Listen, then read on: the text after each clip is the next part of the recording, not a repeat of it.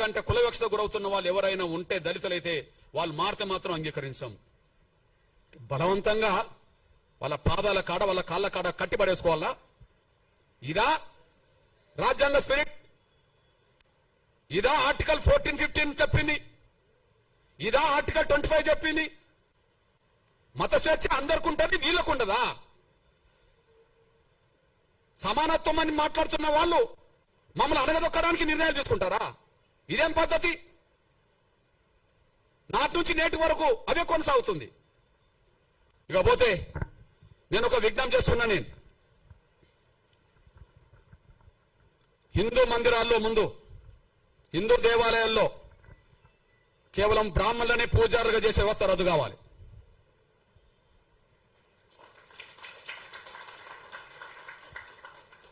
కేవలం బ్రాహ్మణులనే పూజారులుగా చేసే వ్యవస్థ రద్దు కావాలి. ఏంది అది పేటెంటా? ఎందుకు రద్దు కాదు? ఈ రాజ్యాంగంలో ఏదైనా రద్దు చేయవచ్చుగా. ఈ రాజ్యాంగం ఈ దేశంలో కుల వ్యవస్థ వద్దనుకుంటే రాజ్యాంగం రద్దు చేస్తుంది కదా. పార్లమెంట్ లో బిల్లు పాస్ అవుతే రద్దు అవుతుంది కదా. దానికి అనుగుణంగా రాష్ట్రపతులు ఆర్డర్లు తీయవచ్చు కదా. ఎందుకు రద్దు కాదు? ఎందుకు రద్దు కాదు? నేను అంటున్నా, ఈ దేశ హిందూ దేవాలయాల్లో భక్తులు అన్ని వర్గాల వాళ్ళు ఉన్నప్పుడు పూజారులు మాత్రం, బ్రాహ్మణులు మాత్రం ఎందుకు ఉండాలి? వెంకటేశ్వర స్వామిని నమ్ముకున్న వాళ్ళు హిందూ సమాజంలో అన్ని వర్గాల వాళ్ళు ఉన్నారు. రాముణ్ణి నమ్ముకున్న వాళ్ళు హిందూ సమాజంలో అన్ని వర్గాల వాళ్ళు ఉన్నారు. ఓకే, కృష్ణుడిని నమ్ముకున్న వాళ్ళు, ఇతరులు నమ్ముకున్న వాళ్ళు అన్ని వర్గాల్లో ఉన్నారు కదా. దేవుడి దగ్గర, గర్భగుడి దగ్గర పూజా వృత్తి చేసే కాడ బ్రాహ్మణులు ఎందుకు ఉండాలి? వాళ్ళు ఏమైనా దైవదూతలా? దేవుడు బ్రాహ్మణులను మాత్రమే ఉండాలని ఇక్కడ నన్ను చెప్పిండా? వెంకటేశ్వర స్వామి చెప్పిండా? రాముడు ఏమన్నా చెప్పిండా? కృష్ణుడు ఏమన్నా చెప్పిండా? ఇంకెవరైనా చెప్పిండ్రా? హిందూ దేవాలయంలో బ్రాహ్మణులు మాత్రమే పూజారులకు ఉండే వ్యవస్థ రద్దు కావాలా? నా డిమాండ్. అక్కడి నుంచి కుల నిర్మూలకు దారితీస్తుంది, అక్కడి నుంచి సమానత్వానికి దారితీస్తుంది. హిందూ వ్యవస్థలో సమానత్వం రావడానికి పునాదులు పడతాయి. నేను ఒక విషయం చెప్తున్నా. నేను అయోధ్యలో రాముడి గుడి కాడ మా ఎస్సీ ఎస్టీ బీసీలకు ఉండబడే హక్కు ఇంకెవరికి లేదు. అది శ్రీకృష్ణ మందిరమైనా, అయోధ్య మందిరమైనా, రామాలయాలు ఎక్కడుంటాయో అక్కడ ఎస్సీ ఎస్టీ బీసీలకు ఉండబడే అంత రైట్ ఇంకెవరికి లేదు. ఓకే, నేను సాక్ష్యం చెప్తున్నా. మనం రామరాజ్యం గురించి మాట్లాడతాం. రాముడు పరిపాలించినాకనే రామరాజ్యం కదా, పరిపాలించక ముందు కాదు కదా. రాముడు ఒక రాజుగా, మనం నమ్ముకున్న వాళ్ళకు విశ్వాసం దేవుడు. ఆయన భౌతికంగా వ్యక్తిగా జీవించాడు కాబట్టి ఒక రాజు, క్షత్రియ కులం, క్షత్రియ వంశం. రాముడు ఏ వంశం? క్షత్రియ వంశం, అంతే కదా. రాముడు ఏ వంశం? క్షత్రియ వంశం. ఓకే, నేనంటున్నా, జై శ్రీరామ్ అని అందరం అంటాం అనుకో. రాముడి గొప్ప లక్షణాలు ఆయన పరిపాలన ద్వారా తెలిసినాయి కదా ఎక్కువ. రామరాజ్యం అని ఎందుకు అంటున్నాం? రాముడికి తమ్ముడు ఉన్నాడు, భరతుడు. రాముడి కంటే ముందు పరిపాలించండు కదా. రాముడు అయోధ్యకు వచ్చినప్పుడు తండ్రి మాటకు, సవతి తల్లి మాటకు, పినతల్లి మాటకు కట్టుబడి ఉండి రాముడు అడవికి వచ్చాడు కదా, సీతను, శ్రీమతి గారిని పట్టుకొని, తమ్ముడిని పట్టుకొని. అప్పుడు ఎవరు పరిపాలించిండ్రు? ఎవరు పరిపాలించరు కదా. మరి ఆయన పరిపాలించడు, రాముడు పరిపాలించడు. కానీ మనం ఏమంటున్నాం? మన హిందూ సమాజంలో రాముడి భక్తులు, ఓకే రాముడు దేవుడు గొప్ప రాజు అనుకుంటే ఏమంటున్నాం? రామరాజ్యం తీసుకొస్తాం అంటున్నారు. రామరాజ్యం గొప్పదే కదా. ఆ రామరాజ్యం గొప్పదని ఎట్లా తెలిసింది? రాముడు పరిపాలిస్తేనే తెలిసింది కదా. మరి రాముడు అయోధ్య నుండి వస్తే, అడవి నుండి వచ్చినాకనే పరిపాలించండు కదా. అడవికి వెళ్ళక ముందు రాజు కాదు కదా. అడవికి వెళ్ళక ముందు రాజు కాదు కదా. అడవికి వెళ్ళి వచ్చినాకనే రాజు కదా. మరి అడవికి వెళ్ళి అడవి నుంచి మళ్ళీ ఉట్టికనే వచ్చాడా? యుద్ధం చేయలేదా? యుద్ధం జరిగిందా లేదా?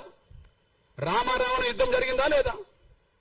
ఆ యుద్ధంలో గెలిస్తే కదా రాముడు రాజు అయింది. మళ్ళా ఆ యుద్ధంలో గెలిస్తే కదా అయోధ్యకి వెళ్ళింది. గెలిచినాక కదా అయోధ్యకి వెళ్ళింది. అయోధ్యకి వెళ్ళినాక కదా మళ్ళీ రాజుగా పట్టాభిషేకం చేసింది. గెలవకపోతే ఓకే గెలిచిండు. గెలవడానికి యుద్ధం జరిగింది కదా. ఆ యుద్ధం ఎక్కడ జరిగింది? అడవిలో జరిగింది కదా.